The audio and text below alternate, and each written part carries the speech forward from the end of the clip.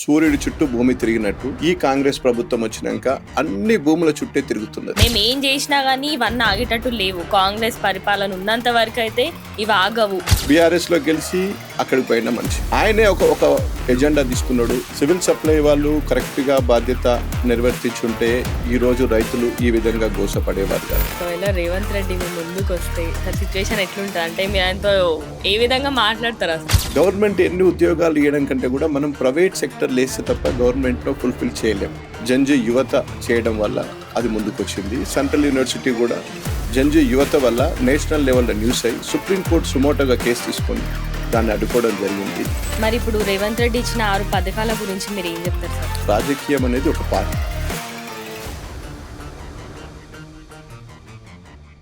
షేర్లింగంపల్లి నియోజకవర్గ ప్రజల సమస్యలపై గలం వేస్తూ ఎప్పుడు ప్రజల మధ్య ఉండే బీఆర్ఎస్ నాయకుడు ఎర్రబెల్లి సతీష్ రావు గారు ఈ రోజు మనతో పాటు స్టూడియోలో ఉన్నారు. ఒక్కసారి ఆయనతో మాట్లాడే ప్రయత్నం చేద్దాం. ప్రతి ఒక్క యువత, యావత్ తెలంగాణ సమాజం, మనలో ఒక పార్ట్ ఈ రాజకీయం, మనలో ఒక పార్ట్ ఈ ముఖ్యమంత్రి, మంత్రి.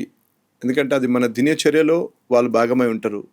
కాబట్టి ప్రతిసారి ఓటేసే ముందు మనం ఒక్కరం తెలిసిన వాళ్ళం అవేర్నెస్గా ఓటేసి మనం తప్పుకోకుండా మిగతా యువతకు కూడా, మిగతా పెద్ద మనుషులు ఉంటారు, మిగతా అక్కడక్కడ తెలిసి తెలియని వాళ్ళు ఉంటారు, అందరికి కూడా మీకు తెలిసిన వాళ్ళు మోటివేషన్ చేసి ఏ ప్రభుత్వం వస్తే బాగుంటుంది, ఏ నాయకుడు మనకు మంత్రి ఉంటే బాగుంటుంది, హైదరాబాద్ ఏ విధంగా డెవలప్ అయితే బాగుంటుంది, నిరుద్యోగ యువతకు కొత్త ఇండస్ట్రీస్, బయట నుంచి వచ్చే ఇండస్ట్రీస్ వస్తే నిరుద్యోగ యువత కొంత ఎంప్లాయ్మెంట్ పోతుంది, హైదరాబాద్ బాగుంటే పల్లె బాగుంటుంది, పట్నం బాగుంటే పల్లె పట్నం మనం బ్యాలెన్స్గా పోవాలా. మనది డెక్కన్ పీఠభూమి, యావత్ ఒక నిజాం సర్కార్ చేతిలో కూడా మనం బ్యాక్వర్డ్గా ఉండే. ఇప్పుడిప్పుడే 10 ఏళ్ళు ఒక అద్భుతం జరిగింది కేసీఆర్ గారి ఆధ్వర్యంలో. కాళేశ్వరం అనుకోండి, హైదరాబాద్ ఫ్లైఓవర్స్ అనుకోండి, కేటీఆర్ గారి ద్వారా హైదరాబాద్ని ప్రపంచ స్థాయిలో ఒక ఐకాన్ బ్రాండ్గా గుర్తించారు. కాబట్టి మీరు ఎప్పుడు అవకాశం వచ్చినా బీఆర్ఎస్ పార్టీగా వెన్నుదన్నుగా ఉండాలి. నేను చెప్పేది కరెక్టా తప్ప ఆలోచించండి. మనకు ఇండస్ట్రీస్ రావాలి, హైదరాబాద్ బాగుపడాలా, పల్లె బాగుపడాలా, పట్నం బాగుపడాలా, 2 బ్యాలెన్స్గా పోవాలి. కాబట్టి మనకు సరి అయిన పార్టీ నాయకత్వం రావాలా, సరి అయిన వ్యక్తి ముఖ్యమంత్రి ఉండాలా. లేకుంటే రాష్ట్రం ఈ విధంగానే కుక్కలు జంపిన ఇస్తారు లేకపోతుంది. ఈ విధంగా పోకుండా కాపాడుకోవాల్సిన బాధ్యత మనందరి మీద ఉంది. Thank you. Hello sir, hello, how are you? Fine sir. So first వచ్చేసి ఇప్పుడు ప్రెసెంట్ కాంగ్రెస్ గవర్నమెంట్ కాబట్టి ఫస్ట్ థింగ్ మీరు రేవంత్ రెడ్డి గురించి ఏమనుకుంటున్నారు సార్? ఆయన మీద మీకున్న ఒపీనియన్ ఏంటి? రేవంత్ రెడ్డి గారు చాలా గొప్ప వ్యక్తి. అవసరం అనుకుంటే దేవుడి పాదాల దగ్గర కూడా ప్రమాణాలు చేసి, దేవుళ్ళ మీద కూడా ప్రతి జిల్లాలో ప్రమాణాలు చేసి మాట తప్పిన వ్యక్తిగా, వారు ఇంకా ప్రజలను మైమరిస్తున్న వ్యక్తిగా నేను గొప్పవారే అనుకుంటా. కానీ ఇప్పుడు ప్రెసెంట్ ఇక కాంగ్రెస్ గవర్నమెంట్ వల్లనే ఈ గుడిలు ధ్వంసం చేయడం ఇవన్నీ జరుగుతున్నాయని అంటారు. మీరు ఏం చెప్తారు సార్? 100% కదమ్మా. కాకతీయులు నిర్మించినది నర్సంపేట్ కాన్స్టిట్యున్సీలో ఖానాపూర్ మండల్లో 800 సంవత్సరాల కింద నిర్మించిన శివాలయాన్ని ఒక స్కూల్ కోసం కూలగొడితే ఈ కాంగ్రెస్ ప్రభుత్వంలో ఉన్న ఒక డిపార్ట్మెంట్, ఆర్కియాలజీ డిపార్ట్మెంట్ నోటీస్ ఇవ్వడం జరిగినది. కూలగొట్టింది ఈ ప్రభుత్వంలో ఒక డిపార్ట్మెంట్, నోటీస్ ఇచ్చింది ఈ ప్రభుత్వంలో ఒక డిపార్ట్మెంట్. అంటే ప్రభుత్వం ఏం నడుస్తున్నదో మీరు ఒకసారి ఆలోచించుకోవాలని చెప్తున్నాం. అంటే కూలగొట్టిందని కాదు కదా, ఎవిడెన్స్ కనిపిస్తున్నది కదా. శివాలయం 100% కూలగొట్టారు. రేవంత్ రెడ్డి గారు 800 కాకతీయుల సామ్రాజ్యం సంబంధించిన శివాలయం కూలగొట్టారని అక్కడ చెప్తున్నారు. ఓఆర్ఆర్ దగ్గర, మంచిరేవుల దగ్గర శివాలయం కడతామని పూజ చేసింది అన్నారు. అంటే దానికి ఏమన్నా పొంతన ఉందా? ఆర్కియాలజీ డిపార్ట్మెంట్లో 800 years కింద కూలగొట్టాల్సిన అవసరం ఏమొచ్చింది? నైట్ కూలగొట్టాల్సిన అంత అవసరం ఏమొచ్చింది? దానికి ఆల్రెడీ ఒక కట్ట ఉంది, దానికి ఒక బండి ఉంది, అన్నీ తీయాల్సిన అంత అవసరం ఏముంది? అదేం పెద్ద ఇంపార్టెంట్ ప్లేస్ కూడా కాదు అక్కడ. ఆ ప్లేస్ కాకుండా పక్కకి ఇంకో దగ్గర కూడా తీసుకోవచ్చు. శివాలయం ఎందుకు డిస్టర్బ్ చేసిండ్రు?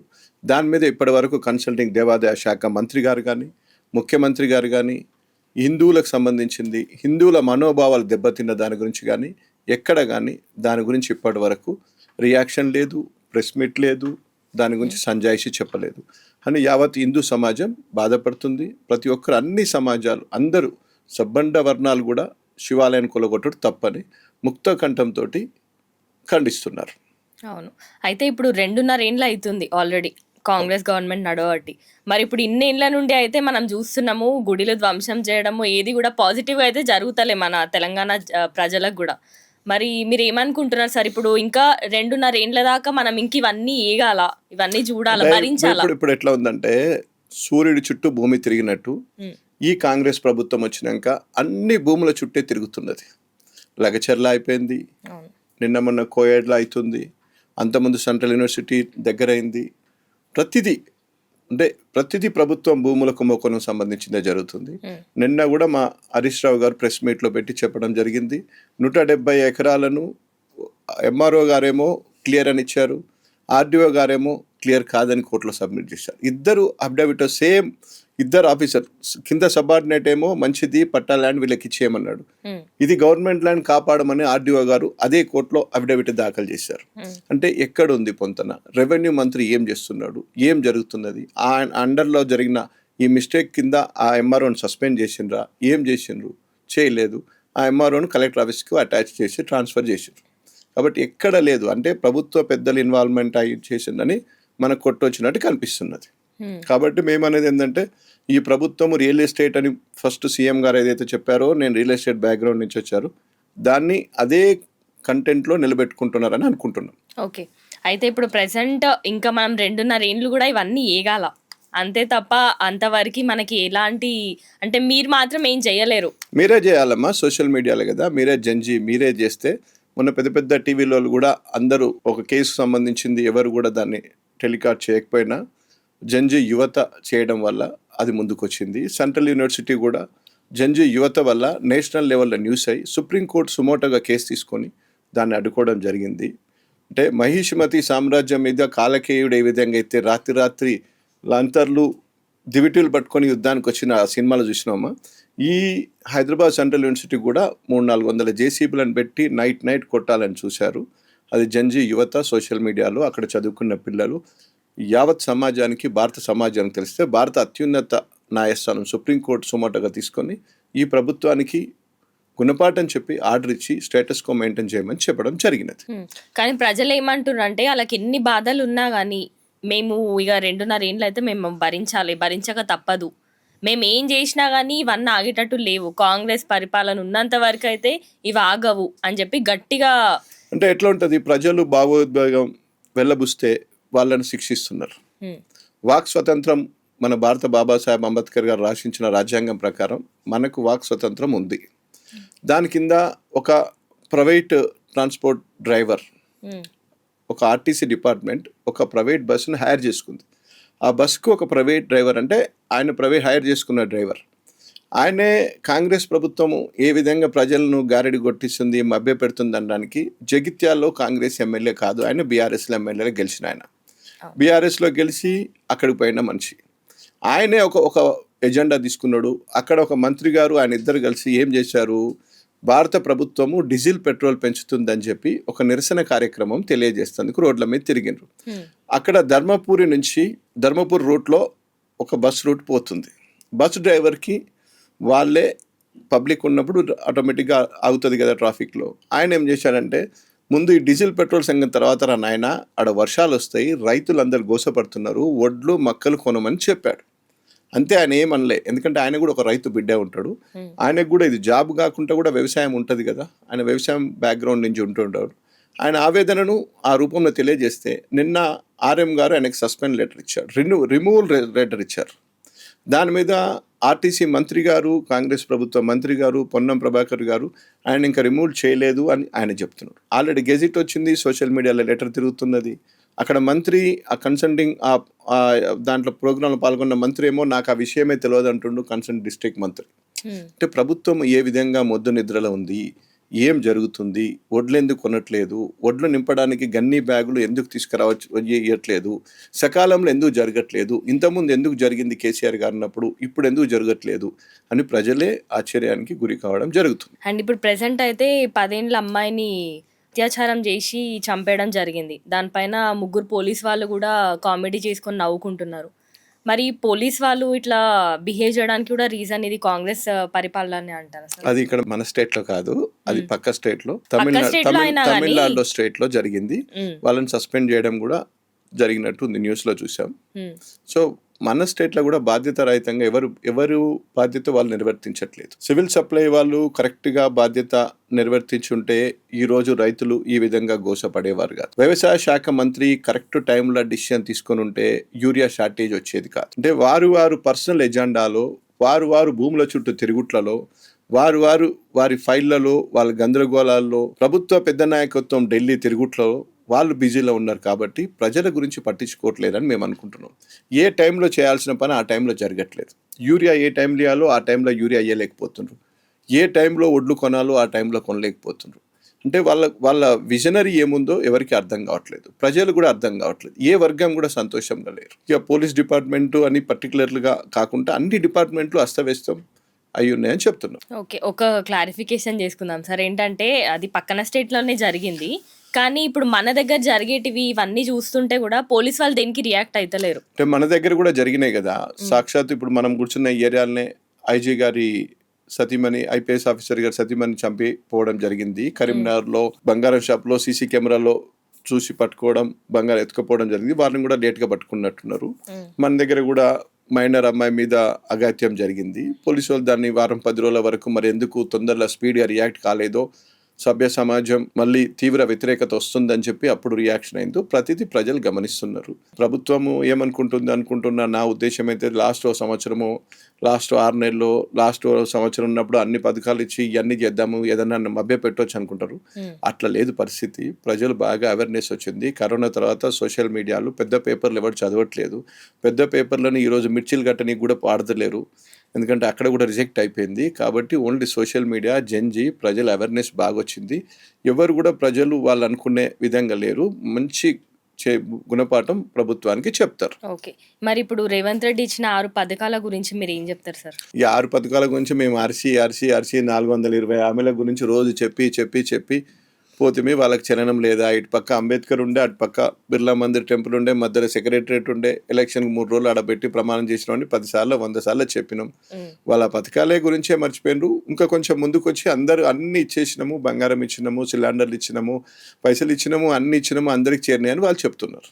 అది ప్రజలు ఆలోచించుకోవాలని చెప్తాం. ఓకే, అయితే రీసెంట్గా మనము బండి సంజయ్ వాళ్ళ కొడుకు కేసు ఉండే, సో దాని గురించి రేవంత్ రెడ్డి నిజంగా ఆయన సపోర్ట్ చేసినట్ట, అంటే భగీరథ్ అంటే ఆ కేసు కోర్టులో ఉంది కాబట్టి మనం ఎక్కువ మాట్లాడకూడదు, మంచిది కాదు ఒకటి. రెండోది ఏంటంటే సకాలంలో స్పందించలేదు కాబట్టి సపోర్ట్ చేసినట్టే అని ప్రజలు యావత్ సమాజం అనుకుంటున్నది. సకాలంలో ఎవరు డ్యూటీ వారు చేస్తుంటే ప్రజలకు ఈ విధంగా అయోమయం గురిగారు. మీలాంటి సోషల్ మీడియాలో ప్రజలకి ఎక్కువ చెప్పడము చేయడం వల్ల మీ సోషల్ మీడియాకు, జెన్జీకి, దీనికే భయపడి ప్రభుత్వము యాక్టింగ్ మళ్ళీ లేట్గానైనా తీసుకుందని ప్రజలు అనుకో. ఓకే, ఇప్పుడు ఈ బీఆర్ఎస్, టీఆర్ఎస్, మన తెలంగాణ, ఇది మొత్తం చూసుకుంటే ఇది మొత్తం ఒక ఫ్యామిలీ గొడవని తెచ్చి జనాల మధ్యలో పెడుతున్నారు అని అంటున్నారు. మీ ఒపీనియన్ ఏంటి సార్? ఏం గొడవ లేదమ్మా, ఉంటది. ప్రతి ఫ్యామిలీలో, భారతదేశంలో చాలా రాజకీయ పార్టీలో ఈ సమస్యలు ఉంటాయి. భారత సాక్షాత్తు కాంగ్రెస్ పార్టీలో కూడా ఇందిరాగాంధీ గారు ఎమ్మటి సంజయ్ గాంధీ గారు ఉండే. యావత్ ఫ్యామిలీ ప్లానింగ్స్ అన్ని చేసింది కూడా సంజయ్ గాంధీ గారు. ఎమర్జెన్సీ పీరియడ్ లో కూడా ఇందిరాగాంధీ గారికి బాగా రైట్ హ్యాండ్ గా ఉండే. రాజీవ్ గాంధీ గారు అప్పుడు లేరు పాలిటిక్స్ దీంట్లో. తర్వాత సంజయ్ గాంధీ గారి వైఫ్ పోయి మేనకా గాంధీ గారు బీజేపీలో ఎంపీ అయింది. వారి కుమారుడు పోయి వరుణ్ గాంధీ పోయి బీజేపీలో ఎంపీ అయిండు. రకరకాలుగా ఫ్యామిలీస్ కొన్ని ఉంటాయి. ఇప్పుడు అజిత్ పవార్, శరద్ పవార్ వాళ్ళ ఫ్యామిలీ కూడా ఉంది. రాజ్ ఠాక్రే వాళ్ళ ఫ్యామిలీ కూడా అక్కడ కూడా ఉంది. ప్రతి దగ్గర ఉంది. ఇప్పుడు పక్కన కరుణానిధి కొడుకు కూడా పెద్ద కొడుకుని సస్పెండ్ చేయడం జరిగింది. ఆయన సపరేట్ పార్టీ పెట్టుకున్నాడు. స్టాలిన్ సపరేట్ ఉన్నాడు. ఎవరైతే న్యాయంగా ధర్మంగా ఉన్నారో వాళ్ళే మళ్ళీ అక్కడ స్టాలిన్ సక్సెస్ అయ్యిండు. అక్కడ శివసేన నుంచి శివసేన బాల్ ఠాక్రే కొడుకే సక్సెస్ అయ్యిండు. ఇట్లాంటి వాళ్ళంతా వాళ్ళ సొంత ఎజెండా కోసం పోతారు. దాని గురించి పెద్ద అంత ఎఫెక్ట్ ఉంటుందని మేము ఎక్కడ అనుకోవట్లేదు. ఉండదు, ఉండబోదు. ఓకే సార్, అసలు బీజేపీ పార్టీ పైన మీ ఒపీనియన్ ఏంటి సార్? అసలు బీజేపీ ప్రజలను పెద్ద ఎత్తున అవసరం ఉన్నట్టు ఆడుకోవడం జరుగుతుంది. అది ఎక్కడైతే బౌండరీ స్టేట్స్ ఉన్నాయి, నార్త్లో పాకిస్తాన్కి సంబంధించినవి, వేరే దేశాలకు సంబంధించిన స్టేట్లో అక్కడ హిందూ ముస్లిం అని వార్ అటాక్ అని ఎక్కువ వాళ్ళకి నార్త్లో ఎక్కువ మూమెంట్ ఉంటుంది. సౌత్లో అనుకున్నంత ఎక్కడ ఉండదు. అట్లంటే మీకు పక్క మొన్న తమిళనాడు ఎలక్షన్స్లో లేదు. ఆంధ్రప్రదేశ్లో కూడా ఏదో పక్కన పట్టుకొని పోయిండ్రు. కర్ణాటక కూడా లేదు. మహారాష్ట్రలో కూడా ఎవరినొవరిని క్యారీ చేసుకొని పోతూ ఉంటారు కమాండ్లో. కాబట్టి ఎందుకంటే బీహార్ ఏదైతే బౌండరీ స్టేట్స్ ఉంటాయో ఆ బౌండరీ స్టేట్స్లో వాళ్ళు ఈ కులాలు, మతాలు, దేశము, పంచాయతీ, యుద్ధము, ఇది అన్నీ పట్టుకొచ్చి ఆ టైంకు ఎలక్షన్ టైంలో ఏదో ఒకటి వాళ్ళకు మిరాకిల్ జరిగిద్ది, సక్సెస్ అవుతా ఉన్నారు. ఓకే, ఇప్పుడు నెక్స్ట్ ద గ్రేట్ కాంగ్రెస్ గురించి మీ ఒపీనియన్ ఏంటి సార్? కాంగ్రెస్ ఎక్కడుందమ్మా? కాంగ్రెస్ అంతా అయిపోయింది. ఒక బెంగళూరు, కర్ణాటకలో ఉంది, మన దగ్గర ఉంది. మనమే లాస్ట్కు దాన్ని సాగనంపుతాం. ఇంకెక్కడ అది బతికి బట్టగట్టే పరిస్థితి కూడా లేదమ్మా, ఉండదు. అంటే కొంతమంది ఏమంటారు అంటే కాంగ్రెస్ యాక్చువల్గా ఇంతకు ముందు బాగానే ఉండే, కానీ అంటే ఇప్పుడు రేవంత్ రెడ్డి వచ్చిన తర్వాత కాంగ్రెస్ రేవంత్ రెడ్డి అని కాదు, కాంగ్రెస్ అధినాయకత్వమే ఇట్ సెల్ఫ్ ఫెయిల్యూర్. ఎందుకంటే ఇక్కడికి వచ్చింది ప్రియాంక గాంధీ వచ్చింది, రాహుల్ గాంధీ వచ్చారు, సోనియా గాంధీ గారు వచ్చారు, అన్ని డిక్లరేషన్ చేశారు, పార్టీ అధికారంలోకి వచ్చింది. ఇక్కడ ఒక సీఎం గారిని పెట్టారు. సీఎం గారు వాళ్ళు ఎలక్షన్లు అప్పుడేమో వాళ్ళు 4 సార్లు ఇక్కడికి రావడం జరిగింది, ప్రచారం చేయడం జరిగింది. అయిపోయినాక సీఎం గారు దాదాపు 70 సార్లు ఢిల్లీకి పిలవడం జరిగింది. అంటే వాళ్ళు ఇంకా రాజా ప్రస్థానం లెక్కనే, రాచరికం లెక్కనే ఉన్నారు. కానీ ఎక్కడుంది, ఎక్కడ మానిటరింగ్ ఉంది, ఎక్కడ పోయినాయి స్కూటీలు, ఎక్కడ పోయినాయి 2500, నీకు వస్తున్నాయి 2500? మరి ఇవన్నీ వాళ్ళే చెప్పింది కదా, నవజానా ఇంకో స్కూటీ देंगे, औरत लोगों को 2500 देंगे, बूढ़े लोगों को 4000 देंगे. किधर दिया, कहाँ दिया, कई को नहीं दे रहा बोल के, कई को फॉलो नहीं कर रहे दिल्ली से अभी आने बोल वाला के 2 बोल साल के में अभी पब्लिक है बोल अभियान ऐसा का। बोल 2 साल नहीं ना, 2 साल आने के इलेक्शन टाइम पे फिर పబ్లిక్ కు చూతే మన్నా బోల్తో కైసే చల్తా, రెగ్యులర్ గా మానిటర్ క్యా హై. అందుకోసం వాళ్ళది ఇంకా రాజకీయ ప్రస్థానంలో ఉంది, వాళ్ళు రాచరిక వ్యవస్థలే ఉన్నారు. అది ఇంకా నడవబోదు. తెలంగాణలో ఈ డక్కన్ పీఠభూమిలో అది ఏదో ఒక ప్రజలను మిస్మేనేజ్ చేసి దురాశ దుఃఖాన్ని చేయటాన్ని ప్రజలు యావత్ సమాజం అనుకుంటున్నారు. ఓకే, అయితే బీజేపీ అండ్ కాంగ్రెస్ ఈ రెండు కూడా ఒకటైపోతున్నాయని కొంతమంది జనాల దగ్గర మనం వినడం జరుగుతుంది. బీజేపీ కాంగ్రెస్ ఎక్కడ లేని విచిత్ర ఫ్రెండ్షిప్ ఇక్కడే ఉందని జనాలు ఏంది, సాక్షాత్తు నరేంద్ర మోడీ గారి సేక్ష మీద తుమ్ మేరా సాత్ జోడో అని చెప్పింది కదమ్మా. ఇంకేం కావాలా మీకు అంతకంటే ఎవిడెన్స్? ప్రధానమంత్రి గారే చెప్పారు కదా, ఆప్ మేరా సాత్ జోడేతో తూ ఖా పਹੁంచేగి వహా పਹੁంచ్ దేతాము అన్నారు. మరి ఎక్కడ పਹੁంచుతారో ఏం చేస్తారో. సీఎం కంటే ఇంకా పెద్దగా ఉంటుంది, గవర్నర్ ఉంటుంది. పਹੁంచంటే గవర్నర్ ఉంటుందా, లేకుంటే ఇంకేముంటుంది మధ్యలో. కానీ కలిసి ఉన్నట్టయితే మీకు కనిపిస్తుంది కదా, వెరీ క్లియర్. నెక్స్ట్ వచ్చేసి ఎంఐఎం గురించి మీ ఒపీనియన్ ఏంటి సార్? అసలు ఎంఐఎం ఒక సిటీ, ఓల్డ్ సిటీ వరకే అది పరిధి, దాని గురించి ఎక్కువ ఆలోచించే అవసరం లేదు. ఇంకోటి వాళ్ళు ఎవరికి ఎక్కడ హెల్ప్ కావాలంటే వాళ్ళకి హెల్ప్ చేస్తారు. వేరే స్టేట్లో ఎక్కడన్నా ఉందనుకోండి, అక్కడ పోతారు, ఆడ కొంత ముస్లిం ఓట్ బ్యాంక్ కావాలి. మొన్న మేము జూబ్లీహిల్స్ ఎలక్షన్ ఉంది, కాంగ్రెస్కి అవసరం కాబట్టి కాంగ్రెస్ చేసిండ్రు. అట్లా అంటే ఎవరు రూలింగ్ ఉంటే వాళ్ళతో ఉంటారు, అది వెరీ క్లియర్ ఉంటారు. కానీ వారు మరి ఓల్డ్ సిటీలో అనుకున్నంత డెవలప్మెంట్ కూడా మరి వాళ్ళు సెల్ఫ్ గా డెవలప్మెంట్ ఏం లేదు, పార్టీ సెల్ఫ్ గా డెవలప్మెంట్ అయిందని నేను అనుకుంటున్నాను. ఓకే, అండ్ మొన్న జూబ్లీహిల్స్ ఎలక్షన్స్ అప్పుడు కూడా మేము చూసాం సార్, మీరు అసలు ప్రతి కాన్వేలో కూడా మీరు కనిపించేవారు. ఈవెన్ దో ఓడిపోయింది, అంటే మీకు ఎట్లా అనిపించింది? పార్టీ అంటే ఓటమి గెలుపులు అవి సహజం కదమ్మా. పార్టీ ఓడిపోయినా బాధపడము, గెలిచినా సేమ్ ఒకటే లెవెల్గా తీసుకుంటాం. పార్టీ అనేది ఇప్పుడు మా నాయకుడు, పెద్ద నాయకుడు మా కేసీఆర్ గారు, ఆయన ఒక తెలంగాణ అనే నినాదంని మొత్తం గ్రౌండ్లో కింద పడిపోయిన దాన్ని తీసుకొచ్చి ఈ బషీర్బాగ్ల కాల్పులో, విద్యుత్ దాని మీద రైతుల కాల్పులో ఆ రక్తం నుంచి తీసుకున్నదే మా గులాబీ జెండా. ఆ జెండాను పట్టుకొని ఒక రాష్ట్రం తీసుకొచ్చి 14 ఏళ్ళు కొట్లాడి రాష్ట్రాన్ని సాధించిన మా నాయకుడు కేసీఆర్ గారు. అంత పెద్దదే సాధించిన ఈ జూబ్లీహిల్స్ ఏముందమ్మా, పోతుంది వస్తుంది. అట్లంటే ప్రధానమంత్రి, సాక్షాత్ ప్రధానమంత్రి గారు ప్రాతినిధ్యం వహిస్తున్నారు. ఈ దేశ మంత్రి ఆ కాన్స్టిట్యున్సీలో గెలిచిన ఎంపీకి డిపాజిట్ రాలేదు, దాని గురించి ఏం చెప్తారు? మేము సెకండ్లో వచ్చినాం. బీజేపీ కనుక ఒక స్ట్రాండ్లా గట్టిగా ఫైట్ చేసి ఉంటే మేము గెలిచేవాళ్ళం. బీజేపీ ఇంటర్నల్గా కాంగ్రెస్ సపోర్ట్ చేసింది, మా ఓటమికి కారణమైంది. సాక్షాత్ భారత మంత్రి ప్రాతినిధ్యం వహిస్తున్న కాన్స్టిట్యున్సీలో డిపాజిట్ రాలేదు, డిపాజిట్ గల్లా ఎంతైంది పార్టీకి. ఓకే, అండ్ రీసెంట్గా మన BRS party silver Jubilee celebration కూడా జరుపుకుంది. సో జనాలకు అసలు ఏం చెప్పబోతున్నారు సార్? అంటే తెలంగాణ జనాలే చెప్తున్నారు, తెలంగాణ తెస్తా అన్నాడు, తెలంగాణ తెచ్చాడు కేసీఆర్. అడగ ముందుకు రైతు బంధు ఇచ్చాడు, మనం అడగలేదు కళ్యాణ లక్ష్మి ఇచ్చాడు, మనం అడగలేదు ఇంటింటికి మషిన్ భగీరథాన్ని కేసీఆర్ నీళ్ళు తీసుకొచ్చాడు, మనం అడగలేదు చెరువులన్నీ ఇట్లున్న చెరువులను ఇట్లా మొత్తం పూటికే తీశాడు. అడగని అన్ని ఇచ్చింది కేసీఆర్ పాలన అంటే నెంబర్ 1 పాలన. కేసీఆర్ పాలనను దొరపాలన అన్నారు, కరెక్టే, అది 100% దొరపాలనే. ఇప్పుడున్నది అంత దొంగ పాలన. కేసీఆర్ ఎప్పుడు కడుపు మీద కొట్టలేదు, కేసీఆర్ ఈప్ మీద తట్టి పని చేయించాడు. ఇప్పుడేమో వీడు కడుపు మీద కొడుతున్నాడు. ఈ పాలన దొంగ పాలన, కడుపు మీద కొట్టే పాలన అని ప్రజలు. అయితే కొంతమంది ఎమ్మెల్సీలు, ఎమ్మెల్యేలు కూడా అసలు బీఆర్ఎస్ పార్టీల నుండి క్వాలిఫై అయిపోయి వెళ్ళిపోతున్నారు, వాళ్ళంతా వాళ్ళే. క్వాలిఫై కాదు, గెలిచి డైవర్షన్ అవుతున్నారు కదా. అది సెల్ఫ్ రెస్పెక్ట్, అది గెలిచి కాదు అంటే బీఆర్ఎస్ పైన టోటలీ నెగిటివ్ అయిపోయేసరికి వాళ్ళు మేము ఉండం ఇంకా ఈ పార్టీలో అని చెప్పి వేరే పార్టీకి వెళ్ళిపోవడం జరుగుతుంది. నెగటివ్ ఎప్పుడైంది, ఎప్పుడు వెళ్ళిండ్రు, ఎవరు వెళ్ళారు, నెగటివ్ ఎప్పుడైంది చెప్పు. ఇప్పుడు మనం అంటే బీఆర్ఎస్ కి మనం సపోర్ట్ చేస్తాం కాబట్టి మనం మాట్లాడడం. మనం కాదు, నేను సపోర్ట్ చేస్తాను, నువ్వు యాంకర్, నువ్వు న్యూట్రల్ ఉంటావు. అంతే అంతే అంతే. నేనేమంటున్నా అంటే మేం పార్టీ కాబట్టి మేము డెఫినెట్ సపోర్ట్ చేస్తాం. ఎవరైతే పార్టీ మారినరో వాళ్ళు స్వలాభాల కోసం, వాళ్ళ కొన్ని కుంభకోణాలు కాపాడుకోవడానికి కోసం, వాళ్ళది ఏదో ఫైల్ క్లియర్ చేసుకోవడానికి కోసం వాళ్ళు వెళ్ళారు.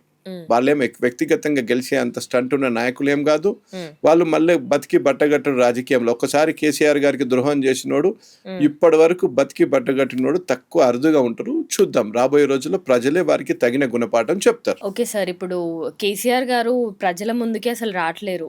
ఎందుకు అంటే ఇంకా కాంగ్రెస్ వచ్చిన తర్వాత అసలు ఆయన మొహం చూపెట్టుకోలేక పోతున్నారు అని కొంతమంది, అంటే ఇప్పుడు కాంగ్రెస్ పార్టీ వాళ్ళు ఉంటారు కదా, అట్లా కొంతమంది అనడం జరుగుతుంది. ఒకటి చెప్పాలమ్మా, ఉద్యమం టైంలో కూడా మేము కేసీఆర్ గారి మీద చాలా లక్షల కోట్లు, వేల కోట్లు మాటలు విన్నాం. అయిపోయింది, పోయింది పార్టీ, ఖతం అయిపోయింది, సార్ లేడు, సార్ అక్కడ ఫామ్ హౌస్లే పడుకున్నాడు, అట్నుంచి అటే వెళ్ళిపోతాడు, ఇటు నుంచి ఇటే పోతాడు, ఆయనకు ఆరోగ్యం పోయింది, ఆయనకి ఈ ప్రాబ్లం వచ్చింది, ఆయనకు ఆ ప్రాబ్లం వచ్చింది, లక్షలు లక్షలు విన్నాం. కానీ అవన్నీ ఏముండేమో, పార్టీ 25 సంవత్సరాలు సిల్వర్ జూబ్లీ చేసిన పార్టీ చాలా అరుదుగా ఉంటాయి భారతదేశంలో. ఒక పార్టీ పెట్టి ఒక రాష్ట్రం తీసుకొచ్చి 9.5 ఏళ్ళు ఒక రికార్డుగా పరిపాలన చేసి 2.5 సంవత్సరాలు ఒక అర్హత లేనితోటి, అర్హత అసలు వానికి ఎలిజిబిలిటీ లేనితోటి కూడా మాటలు పడడం, మాటలు అనడం. కానీ మాటలు అనడం మాత్రాన మాటలు అనడం తీసుకుంటోని బట్టి ఉంటుంది అని వివేకానంద చెప్తాడు. వాడు ఎదురు కూడా ఎన్నన్నా మాట్లాడుకొని ఆ మాటలు మనం తీసుకుంటున్నామా లేదా, నీ మాటలకు నేను రియాక్ట్ అయితే తీసుకున్నట్టు, రియాక్ట్ కాకపోతే నీ మాటలు నీకే రిటర్న్ తిరిగి వచ్చినట్టు అని స్వామి వివేకానంద చెప్పినట్టు ఇప్పుడు కేసీఆర్ గారి మీద ఏదన్నా అది ఏముండదమ్మా. నాయకుడు ఎప్పుడు రావాలో అప్పుడు వస్తారు, తప్పకుండా వస్తారు. రోజు వచ్చి కేసీఆర్ గారు ఒక సభ పెడితేనే 25 లక్షల మంది పబ్లిక్ వచ్చింది. రోజు వస్తే మరి మోడీ గారి కంటే ఎక్కువ జనం కేసీఆర్ గారికి రోడ్డు మీద వస్తారు చూడడానికి, ఫోటోలు దిగడానికి, కలవడానికి, చూడడానికి. మరి వీరు మోడీ గారు వస్తేనే ఒక మైనర్ రేపిస్ట్ని, ఒక నిందితుని పట్టుకోలేకపోయిండ్రు బందోబస్తు కోసం అని. కేసీఆర్ గారు రోజు బయటకు వచ్చి వీళ్ళకి ఎందుకు ఇబ్బంది చేయాలని కూడా అనుకోవచ్చు.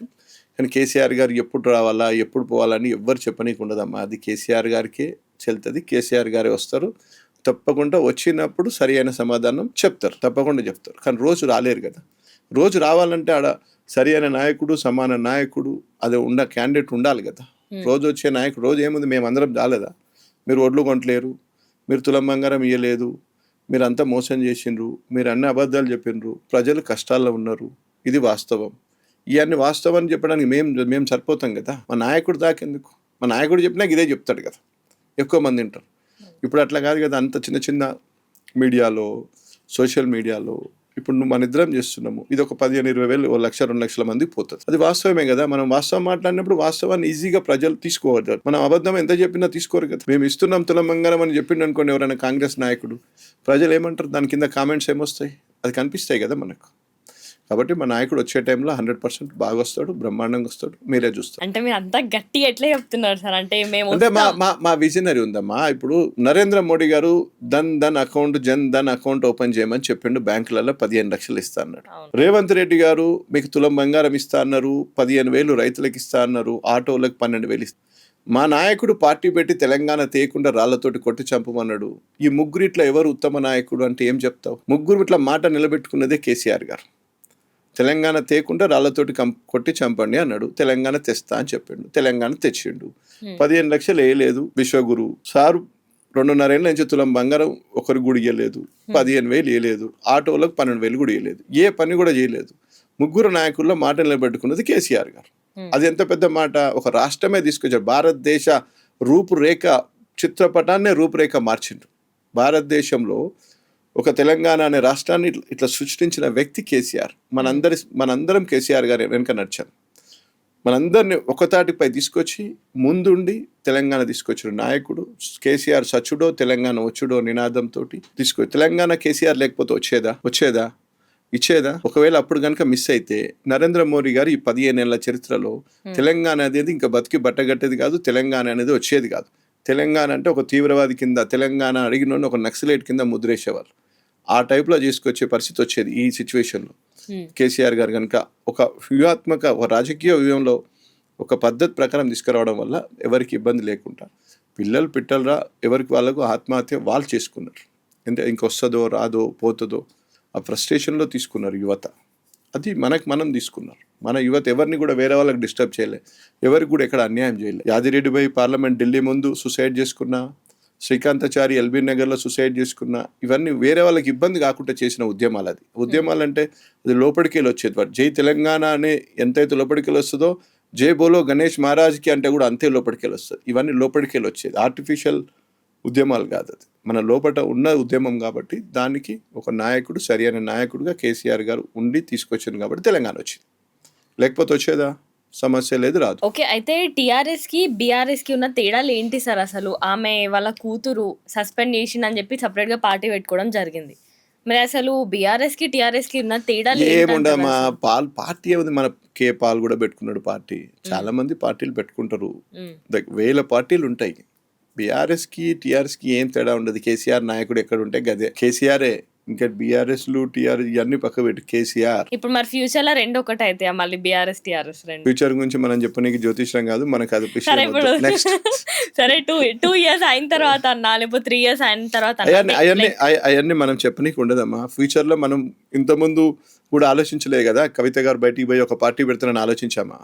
ఫ్యూచర్ లో ఏం జరుగుతుందో మనం ఏం చెప్పగలుగుతాం? ఓకే సార్, అయితే కాళేశ్వరం గురించి మీరు ఏం చెప్తారు? అంటే ప్రెసెంట్ సిచ్యువేషన్ ఎట్లుంది? కాళేశ్వరం ఒక అద్భుతం. కాళేశ్వరం అనేది ఆ రోజుల్లో కేసీఆర్ గారు కనుక చేయక ఉంటే ఆ కాళేశ్వరం ప్రాజెక్ట్ ఇప్పుడు కట్టాలంటే 5 లక్షల కోట్లు అవుతాయి. ఆ రోజు కాళేశ్వరం కట్టకుంటే ఈ రోజు కాళేశ్వరం కడితే 5 లక్షల కోట్లు ఓన్లీ కాళేశ్వరంకే అవుతాయి. ఇప్పుడు తెలియక ఏదో ఒకటి మాట్లాడేటోడు, వేగ్గా మాట్లాడేటోడికి ఏం తెలుసు? నేను నార్త్ ఈస్ట్ తెలంగాణ నుంచి వచ్చా, నాకు నార్త్ ఈస్ట్ తెలంగాణలో ల్యాండ్స్ ఉన్నాయి, నాకు యాన్సెస్టరీ ప్రాపర్టీ ఉన్నది, నాకు తెలుసు. టోటల్ తెలంగాణ ఎంత డ్రై ఉండే, కాళేశ్వరం అయినాక ఎంత వాటర్ పెరిగింది, గ్రౌండ్ వాటర్ పెరిగింది, ప్యాడీ పెరిగింది, భారతదేశంలో నెంబర్ 1 ప్యాడీ వచ్చింది. ఇవన్నిటికీ కారణం కాళేశ్వరం. కాళేశ్వరాన్ని కావాలని రాజకీయ ఒక కుట్ర లెక్క చేసుకొచ్చి చేసింది ఈ కాంగ్రెస్ పార్టీ. దానికి 100 పిల్లర్లు ఉంటాయి, 2 పిల్లర్లు క్రాక్ ఇచ్చినాయి. క్రాక్ ఇచ్చి అయ్యేం కొట్టుకపోలే, ఇప్పటికి కూడా స్టిల్ ఈ రోజు కూడా క్రాక్ ఇచ్చి ఉన్నాడ. దాన్ని చేసుకోవచ్చు. ప్లస్ అదిగాక అంతకుముందు ఎల్ఎన్టీ కాంట్రాక్టర్ ఆయనే చేస్తా అని చెప్పింది, వారంటీ పీరియడ్లు ఉన్నదన్నారు. అప్పుడే చేస్తుంటే ఏమైందంటే వీళ్ళు చెప్పిన అబద్ధమని ఇమ్మీడియట్ ప్రజలకు అర్థమవుతుందని ఇంత దూరం నెట్టుకొచ్చారు. కాబట్టి కాళేశ్వరం అనేది ఒక పెద్ద అద్భుతం కాబట్టి అది డిస్కవరీ ఛానల్లో కూడా దాన్ని రిలే చేయడం జరిగింది. మనం వాటర్ 60-70 ఏళ్ల నుంచి వీళ్ళు తుమ్మిడి హట్టు దగ్గర కడతాం, లేకపోతే ఇంకోటి ప్రాణహిత చెవెల కడతాం, ఇంకో ముందు ఇంకెక్కడో కడతాం అన్నారు. ఎందుకు కట్టలేకపోయినరు? 65 సంవత్సరాల వరకు నువ్వు కట్టుంటే ఇప్పటి వరకు ఈస్ట్ గోదావరి వెస్ట్ గోదావరి కంటే తెలంగాణ మొత్తం యావత్ తెలంగాణ సస్యశ్యామలం అయ్యేది కదా, మరి ఎందుకు కట్టలేదు? అంటే ఒక 6 దశాబ్దాల జనం ఆగమైపోయినరు కదా. వాటర్ ఉంటే ల్యాండ్స్ రేట్ పెరిగేది, వాటర్ ఉంటే సమాజం ఒక వృద్ధిలోకి వచ్చేది, వాటరే కనుకుంటే పొలాలు అవన్నీ బాగుండేది, వాటరే ఉంటే ఎక్కువ యువత చనిపోకపోయేది, వాటరే ఉంటే ఎక్కువ మంది నక్సలైజ్లో పోకపోతురు. యావత్ తెలంగాణలో ఎక్కువ మంది పిల్లలు నక్సలైజ్లోకి పోవడం వల్ల వానికి ఏం పని లేకపోయినరు, గవర్నమెంట్ మీద యాంటీ అగ్రెసివ్గా పోయినరు, వాళ్ళని ఎన్కౌంటర్ చేసి చంపేసిండ్రు. మీరు ఆ రోజే కనుక తుమ్మిడిహట్టు కాళేశ్వరమో మీరు ఏదో ఒకటి చేసి ఉంటే ఈ 60-70 ఏళ్లలో ఇంత నష్టం జరగపోయేది కదా. ఎంతమంది చనిపోయినరు? 1000 మంది పిల్లలు చనిపోయారు నక్సలైట్లకు పోయి. దీని అన్నిటికీ కారణం కాంగ్రెస్ పార్టీ. మహారాష్ట్ర మాకున్న దాన్ని తీసుకుపోయి ఆంధ్రప్రదేశ్లో కలిపి మమ్మల్ని అడుగాకుండా ఇటుగాకుండా చేసి మా కథ వేరే వాళ్ళ కథ వేరే. మా దగ్గర పూతరేకులు ఉన్నాయి, ఆడ సంక్రాంతి ఉంటే మా దగ్గర బతుకమ్మ ఉంటుంది, మా దగ్గర దసరా ఉంటే ఆడ సంక్రాంతి ఉంటాయి, మేము సొరకాయ అంటే వాడు అనకాయ. అంటే ఇక్కడ 2 మెడ్జ్ వేరు. మేము ఒక రాజు కింద ఈ రాజ్యం, బ్రిటిషర్స్ రూలింగ్ కింద ఆ ఏరియా. సో అక్కడికి ఆల్రెడీ అప్పటికే ఆ డెవలప్మెంట్ అయి ఉంటాయి. మనకేంటో అటు కృష్ణా పోతుంది, ఇటు గోదావరి పోతుంది, కానీ మనం వాటర్ పైకి తీసుకోలేకపోయింది. దీనికి ఎందుకు అడ్డం పెట్టలేదు, ఎందుకు కాళేశ్వరం కట్టలేదు అని ప్రజలు చర్చించుకుంటారు. నువ్వు 65 ఏళ్ళ చెయ్యంది 3.5 సంవత్సరాల లోపల కాళేశ్వరం కడితే దాని మీద అవాకులు చివాకులు పెడితే దాంట్లో కాలువలు, స్టోరేజ్లు అవన్నీ ఎక్కడున్నాయి? మళ్ళీ అక్కడి నుంచే మల్లన్న సాగర్, కొండపోచమ్మ నుంచి హైదరాబాద్కి నీళ్ళు తీసుకొస్తామని మీరే చెప్తున్నారు. అది ఫెయిల్ అయితే నీళ్ళు ఎక్కడి నుంచి వస్తాయి? ఆల్రెడీ దగ్గర గంధమల్ల కడతాను, మల్లన్న సాగర్ నుంచి గంధమల్లకు లింక్ ప్రాజెక్ట్. అది కాళేశ్వరం ఫెయిల్ అయినకి ఇవన్నీ ఎక్కడి నుంచి అవుతాయి? సో కావాలని అది రాజకీయ కుట్ర. అదొక అద్భుతమైన ప్రాజెక్టు. భవిష్యత్తులో 1000 సంవత్సరాలైనా ఎప్పటికైనా కేసీఆర్ పేరు చిరస్మరణీయంగా మిగిలిపోతుంది. కాళేశ్వరం అనేది అదొక అద్భుతం. అది అక్కడ పోయి చూస్తే తప్ప బాగుంటది. మీ ఒకసారి టీం మీరు పోండి, నేను వెహికల్ అన్ని అరేంజ్ చేస్తా, మీరు చూసి వచ్చాక జనానికి చెప్పండి. ప్లస్ అక్కడ ఇంకోటి ఏంటంటే అక్కడ అభం శుభం తెలియని పెద్ద మనుషులు ఉంటారు, వ్యవసాయ కూలీలు ఉంటారు, వాళ్ళని అడగండి. వాళ్ళకి రాజకీయము ఇవన్నీ ఏం అవసరం ఉండదు. 60-70 ఏళ్ళ పైన వాళ్ళని అడగండి, ఈ కాళేశ్వరం వల్ల ఏం జరిగింది, కాళేశ్వరం వచ్చి మంచిదా, కేసీఆర్ మంచోడా, కేసీఆర్ చెడ్డోడా అని వాళ్ళని అడగండి. పార్టీ కార్యకర్తగా నాకంటే వాళ్ళు బాగా చెప్తారు మీకు. జాతీయ రాజకీయాల్లో అసలు బీఆర్ఎస్ పార్టీ అనేది ఇప్పుడు ఏ ప్లేస్ లో ఉందంటారు సార్? మరి వస్తుందమ్మా, పార్టీలు ఎప్పుడు కూడా కిందకి పోయినా మళ్ళీ స్వింగ్లో పైకి వస్తాయి. మేము ఎంత స్వింగ్లో వస్తామంటే మీరు చూస్తారు. నెక్స్ట్ జాతీయలా మంచి పొజిషన్లో ఉంటాం మేము, స్టేట్లో బాగుంటుంది, సెంట్రల్లో కూడా మంచి పొజిషన్ వస్తుంది మాకు. 100% బాగుంటుంది, మీరు చూస్తారు. భవిష్యత్తు మేము వస్తేనే హైదరాబాద్ అద్భుతంగా ఉంటుంది, తెలంగాణ రాష్ట్రం హైదరాబాద్ అద్భుతంగా ఉంటుంది. హైదరాబాద్కు ఉండేది గుండెకాయ తెలంగాణ, తెలంగాణకు ఉండేది హైదరాబాద్. దీన్ని చేస్తే తప్ప సెట్ కాదు. కాబట్టి దీన్ని చేయాలంటే సరి అయిన నాయకత్వం రావాలా, ఒక డిసిషన్ తీసుకునే సీఎం రావాలి, స్ట్రాంగ్ డిసిషన్ తీసుకునే క్యాండిడేట్ ఉండాలి. ఇక్కడ ఉంటే తప్ప పని కాదు. లేకుంటే ఏమవుతుంది, ఇప్పుడు గాయ గత్తర లెక్క ఉంటుంది, ఏ పని ఎక్కడ సక్కగా జరగట్లేదు. నేను చెప్పడం కాదు, మీరు కేసీఆర్ కిట్టు ఉండే చిన్నపిల్లలకి ఇచ్చింది. గరీబోళ్ళు, బడుగులు, బలహీన వర్గాలు ఎక్కువ ఉండే సమాజం ఇది. మేమేం చేసినాము, వాళ్ళు ఇమ్మీడియట్ పిల్లోడు పుట్టాక ఇన్ఫెక్షన్స్ రాకుండా దాంట్లో జాన్సన్ సోప్స్, జాన్సన్ ఆయిల్, దోమతెర, మెడల్ వంకర పోకుండా ఒక పిల్లో, ఒక బెడ్షీట్ కప్పడానికి, ఇట్లాంటివన్నీ మేము ఇచ్చాం. ప్లస్ అంబులెన్స్ లో ఇంటికి పంపించాం, ఇంటికి తీసుకురావడము, పిల్లోడు పుడితే 12, అమ్మాయి పుడితే 13,000. ఇవన్నీ మేము ఎవరు అడగలేదు. ఎలక్షన్లు మాకు ఓటేస్తే ఈ పథకాలు ఇస్తామని మేము చెప్పలేదు. ఇదంతా ఈ తెలంగాణ సమాజానికి అవసరం. లేకుంటే వాళ్ళు ఎక్కడో మామూలు చిన్న హాస్పిటల్లో పోతారు, అక్కడేదో ప్రమాదం అవుతుంది, తల్లికి బిడ్డకు ఇబ్బంది అవుతుంది అని మేము ఈ విధంగా మేము సెట్ చేయడం జరిగింది. అంటే ఈ తెలంగాణకు, ఈ తెలంగాణ గర్భం నుంచి వచ్చింది కేసీఆర్ కాబట్టి ఈ తెలంగాణలో ఎవరికి ఏది అవసరం, ఏది చేయాలో మేము చేసాం. హైదరాబాద్కి ఏది అవసరమో అదే చేయడం జరిగింది. హైదరాబాద్ ఉండే సాఫ్ట్వేర్ ఎంప్లాయీస్కి ఏ విధంగా అంటే పట్నం పల్లె రెండు బ్యాలెన్స్గా లేకపోవడం వల్ల అద్భుతాలు జరిగాయి.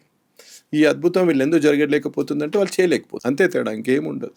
స్టవ్ ఒకటే, పప్పు రైసు అంత ఒకటే, వండేటోడు తేడా, వండేట్లోనే పోయింది. That's it. అయితే నిరుద్యోగ యువతలు అసలు జాబ్స్ లేక రోడ్లపైన ధర్నాలు చేయడం కాలేజ్ల ముందు కానీ, సో ఇట్లా జరుగుతున్నాయి సార్. అసలు ప్రెసెంట్ ఈ కాంగ్రెస్ పరిపాలన వల్లనే ఇవన్నీ జరుగుతున్నాయా? మరి అంటే నిరుద్యోగ యువత కూడా భారతదేశంలో 160,000 పైచీలకు ఇచ్చింది బీఆర్ఎస్ గవర్నమెంట్. అప్పుడు టీఆర్ఎస్ కేసీఆర్ గారు 160,000 పైచీలకు ఉద్యోగాలు ఇవ్వడం జరిగింది. గవర్నమెంట్ ఎన్ని ఉద్యోగాలు ఇవ్వడం కంటే కూడా మనం ప్రైవేట్ సెక్టర్లు వేస్తే తప్ప గవర్నమెంట్లో ఫుల్ఫిల్ చేయలేం. 160,000 ఇచ్చినా ఇంకా నిరుద్యోగ యువత అశోక్ నగర్లో, కోచింగ్ సెంటర్లో ఉండడం జరిగింది. దానివల్ల ఏమైందంటే వాళ్ళు కంటిన్యూ 10 years మీద గవర్నమెంట్ మీద ఏదో వ్యతిరేకత వచ్చింది. వాళ్ళు కొంచెం ఓపికతోటి చదువుకున్న వాళ్ళు కొద్దిగా ఆలోచన చేసి ఇట్లా కాదని ఆలోచన చేసి ఉంటే బాగుండు. వాళ్ళు కూడా కాంగ్రెస్ పార్టీకి అంటే ప్రచారకర్తలుగా మారిపోయారు. ఇది పోతే మాకు ఉద్యోగాలు వస్తాయి, ఇది వస్తే మేము వస్తాం అని వాళ్ళు కూడా ఎక్కడో పాపం దురాశ దుఃఖాన్ని చేటాయిండు. వాళ్ళకి టోటల్గా ఈ 2.5 ఏళ్ళలో ఇచ్చింది 20,000 లోపు ఉద్యోగాలు ఇచ్చారు. మా నోటిఫికేషన్స్ మేము అప్పుడు ఇచ్చిన అన్నింటినీ 50,000 వాళ్ళకి జమ చేసి 70,000 ప్రభుత్వం చెప్తున్నది. అంటే కొన్ని ప్రైవేట్ సెక్టర్లో దీన్ని ఎక్కువ అగ్రెసివ్గా తీసుకురావాలి మనం. ఎట్లా అంటే హైదరాబాద్లో ఇప్పుడు ఈ ఫార్ములా రేస్ ఉండే, ఈ ఫార్ములా రేసు భారతదేశంలో ఎక్కడ లేదు. ఒక మన దగ్గరనే ఫస్ట్ కేటీఆర్ గారు వాళ్ళతో మాట్లాడి, చంద్రబాబు 2005-06లో ప్రయత్నం చేశారు, అది సక్సెస్ కాలేదు. తర్వాత కేసీఆర్ గారు వాళ్ళతో మాట్లాడి వాళ్ళని ఒప్పించి భారతదేశంలో ముంబై బోలే, ఢిల్లీ బోలే, హర్యానా బోలే, బెంగళూరు బోలే, హైదరాబాద్కి రావడం జరిగింది. రావడం అంటే కారణం, ఇక్కడ ఒక కేటీఆర్ ఐటీ మినిస్టర్ ఉన్నాడు, ఇక్కడ ఒక కేసీఆర్ సీఎం ఉన్నాడు. మనం పోతే మనకు ఒక భద్రత ఉంటుంది, వాళ్ళ కమిట్మెంట్ ప్రకారం ట్రాక్లు చేస్తారు అని చూసాం. మనం ఏం చూసాము, ఈవీ ఫార్ములా లేస్తే మోమిన్పేట దగ్గర ఒక 1,200 acre ఈవీ సెర్చ్ కోసము, ఈ ఫార్ములా కోసం ఒక ఇండస్ట్రీ కోసం తయారు చేసి, మన ప్రభుత్వం వచ్చి ఉంటే కేటీఆర్ గారు దాన్ని ఎమ్మడిపడి ఒక 3 లక్షల మంది యువతకు అక్కడ ఎంప్లాయ్మెంట్ వచ్చేది. దురదృష్టం ఏంటంటే అవన్నీ మా ప్రభుత్వంతో అయ్యేది. మా కేటీఆర్ గారితో 100% అయిపోయేది. ఈవీ ఫార్ములాను 100% లేపుతుంటుంది. మోమిన్పేట సెంటర్ హబ్గా ఒక 3 లక్షల మందికి అక్కడ ఎంప్లాయ్మెంట్ వచ్చేది. ఒక అద్భుతం జరిగేది, అద్భుతం మిస్ అయింది. ఓకే, అయితే రాజకీయాల నుంచి దూరం అవుతున్న యువ ఓటర్లు ఉన్నారు సార్ కొంతమంది, సో వాళ్ళకి మీరు ఇచ్చే సందేశం ఏంటి? అసలు దూరం ఎప్పుడు కావద్దమ్మా, మన పార్ట్, రాజకీయం అనేది ఒక పార్ట్. నీకు ఇల్లు ఎంత ముఖ్యమో, ఫోన్ ఎంత ముఖ్యమో, రాజకీయ నాయకుడు కూడా నీకు అంతే ముఖ్యం. మన ప్రభుత్వం, రాష్ట్ర మంత్రి కానీ, ముఖ్యమంత్రి కానీ, మనకున్న ఎమ్మెల్యే కానీ, మన దగ్గర కార్పొరేటర్ కానీ, ఎవరైనా మంచి వాళ్ళు ఉంటే మనకు మోర్ అడ్వాంటేజ్ ఉంటుంది. అంటే వాళ్ళు మనకు ఒక పార్ట్. కాబట్టి మనం ఎప్పుడు కూడా యువతకు మేమేం చెప్తున్నాం, కేటీఆర్ గారు కూడా సందేశం ఏంటంటే మీరు ఓటు రిజిస్టర్ చేసుకోండి, మీరు ఓటు పోండి, ఓటు వేయండి. మాకేస్తారా మీకేస్తారా ఎవరు మీకు నచ్చిన వాళ్ళకి వేసుకోండి, మీ ఇష్టం. అది ఓటు అనేది బాబాసాహెబ్ అంబేద్కర్ గారు ప్రసాదించిన వరం. అది 100 కోట్లైనాక అదే ఓటు, పూరి గుడిసెలో ఉన్నకైనా ఒకటే ఓటు ఇచ్చాడు. అక్కడ రిజర్వేషన్ లేదు, ఓట్లు కొనుక్కునే పరిస్థితి పెట్టలేదు. కాబట్టి ఈ భారతదేశంలో వారిచ్చిన ఓటు అనే దాన్ని ఉపయోగించుకోవాలా, యువత ముందుకు రావాలా. ఇట్లాంటి ఈ స్కీములని, ఈ మాటలని ఎలక్షన్లప్పుడు వాగ్దానాలు చేసి ఇష్టం ఉన్నప్పుడు మాట్లాడము, వేగ్గా చేసేటోళ్ళకు యువతే తగిన గుణపాఠం చెప్పాలా అని మేము చెప్తున్నాం. అయితే ప్రెసెంట్ మనం చూస్తే సార్ చాలా మంది కూడా యువతులే ముందుకు వస్తున్నారు. అంటే ఇప్పుడు పొలిటికల్లో కూడా చాలా మంది యువతనే ముందుకు వస్తున్నారు. సో మరి అసలు యువత అట్లా ముందుకు రావడం అసలు కరెక్టా? అంటే నిజంగా ఒక పాజిటివ్నెస్ అనేది ఉంటుందా? తెలుస్తుంది కదమ్మా, చదువుకున్న వాళ్ళు, నాలెడ్జ్ ఉన్న వాళ్ళు ముందుకు వస్తే బాగుంటుంది, అడ్వాంటేజ్ ఉంటుంది. ప్రజలకు, సమాజంకి ఏం కావాలా? ఇప్పుడు నేను చెప్పా కదా, కేసీఆర్ గారు సీఎం అయితే ఏం చేశారు? ఎక్కడ ఏం అవసరమో అక్కడ ఇచ్చారు. చెరువులు ఆల్రెడీ మన కాకతీయలో నిర్మించిన చెరువులన్నీ మొత్తం కూడిపోయినాయి. 60 ఏళ్ళ నుంచి కాంగ్రెస్ పార్టీ ప్రభుత్వం పట్టించుకోలేదు. దానికోసం మిషన్ కాకతీయాన్ని ఇమ్మీడియట్ పెట్టాలా. ఎందుకంటే మనం 14 ఏళ్ళు కొట్లాడేటప్పుడు మనం తిరిగిన సమాజంలో, మనం తిరిగిన రాష్ట్రం మొత్తంలో మనకి ఏం షార్టేజ్ ఉందో అక్కడ కల్లా కనిపించింది. చెరువులు నిండిపోయినాయి, చెరువులు మొత్తం చెట్లు మొలిచినాయి. దాన్ని ఏం చేయాలా? చెరువులు పూటకెదియాలి, అదొకటి మెయిన్ ఎజెండా. ప్లస్ ఇంకోటి మిషన్ భగీరథ. నల్గొండలో పుట్టుడే వంకర పుట్టేది, ఫ్లోరైడ్ వాటర్ తోటి వాళ్ళు పుట్టుడే వంకర పుట్టేది. దాన్ని ఏం చేయాలి? దానికి వాళ్ళకి వాటర్ కావాలి కాబట్టి భగీరథ తోటి నీళ్ళు తీసుకుపోయడం జరిగింది. అంటే ఇంటింటికి కేసీఆర్ నల్ల అంటారు. మీరు ఏ ఊరికి పోయినా సాయంత్రం 4 గంటలకు 5 గంటలకు మామూలు అవుతాయి, కేసీఆర్ నీళ్ళు ఇంకా రాలే, కేసీఆర్ నీళ్ళు అంటే అంత ప్రజలతోటి మమేకమైన వ్యక్తి కేసీఆర్ గారు. కాబట్టి ప్రజలకు ఏం అవసరం? ఇప్పుడు మేమేం చెప్తున్నాము, మేము ఈ ఫార్ములాలు ఇవన్నీ తీసుకొచ్చిన కారణం ఏంటంటే హైదరాబాద్లో ఇండస్ట్రీ పెంచాలి, హైదరాబాద్లో యువతకి ఎంప్లాయ్మెంట్ కావాలా. హైదరాబాద్లో ఒక ఈ ఫార్ములా కార్స్ వచ్చినాయి అనుకోండి, దాని సిచ్యువేషనే మారిపోతుండే. ఈరోజు మీరు ఏం చేసిండ్రు? పెట్రోల్ డీజిల్ రేట్లు మేము ఉన్నప్పుడేమో ఎక్కువ ఉన్నాయి అన్నారు, మరి మీరు వారంలో ఇప్పుడు 5 సార్లు పెంచారు. దాని మీద ఇంకో విచిత్రం ఏంటంటే సెంట్రల్ గవర్నమెంట్ వాళ్ళు పెంచుతారు, స్టేట్ గవర్నమెంట్ ఉన్న రోడ్డు మీద జెండాలు పెట్టుకొని తిరుగుతుంటారు. మరి వీళ్ళ చేతిలో ట్యాక్స్ తగ్గియచ్చు, వీళ్ళు 10 రూపాయలు తగ్గియచ్చు. అంటే జనానికి తెలియదనా, లేకపోతే జనాలు ఇంకా పిచ్చోని చేద్దామనే ఆలోచనలో ఉన్నారు. అది ఓన్లీ రాజకీయ లబ్ధి. వీళ్ళు వాళ్ళ మీద వేస్తున్నారు, వాళ్ళు వీళ్ళ మీద వేస్తున్నారు. ఆ మంత్రి ఉన్న ఎమ్మెల్యే నువ్వు ఇక్కడ తిరుగుతున్నావు రోడ్ల మీద, ఆ కళ్ళాల కడిపో, ఆ ఒడ్ల సంగతి పోయి చూడిపో అని చెప్పింది అశోక్ అనే బస్ డ్రైవర్. ఆయనకు రిమూవల్ లెటర్ ఇచ్చింది. అంటే ఈ విధంగా జరుగుతుంది. అంటే ఒకరి మీద ఒకరిని వేసుకొని ఏదో ఒక రాజకీయం లబ్ధి పొందాలా, ఎస్కేప్ కావాలి ప్రజల నుంచి, ప్రజలను మైమర్చాలా అనే ఆలోచనలను ప్రజలు అంత ఈజీగా మర్చిపోయే పరిస్థితి లేదు. వాళ్ళు మర్చిపోయినా మేము మర్చిపోనియం, మేము మర్చిపోయినా మీరు వదలరు.